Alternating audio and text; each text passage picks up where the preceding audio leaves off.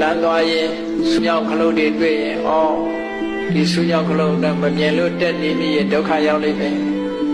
ခလုတ်မထီဆူမကြည့်ကြပါစေနဲ့ဆိုဖယ်သွားတယ်ဒါအားလုံးမေတ္တာထားတယ်လို့ခေါ်တယ်နော်လမ်းမှာ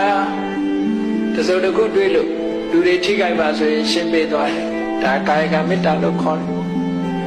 ဝစီကမေတ္တာဆိုတာလူတယောက်ကိုချိ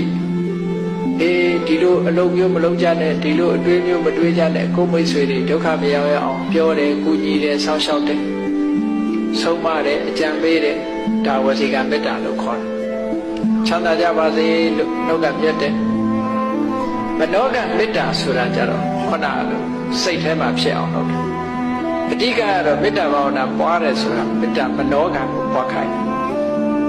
စိတ်ထဲမှာတတ္တဝါတွေချမ်းသာကြပါစေဆိုတဲ့စိတ်ကိုအမြဲတမ်းစဉ်ဆက်မပြတ်မိမိတဏ္ဍာမှာဖြစ်အောင်လုပ်ခြင်းဖြစ်ရှင်တဲ့နှလုံးထဲမှာရှိတယ်ဖြစ်ပေါ်လာတတ်တဲ့ဒေါသတရားကိုဖယ်ရှားပြစ်နိုင်ပါတယ်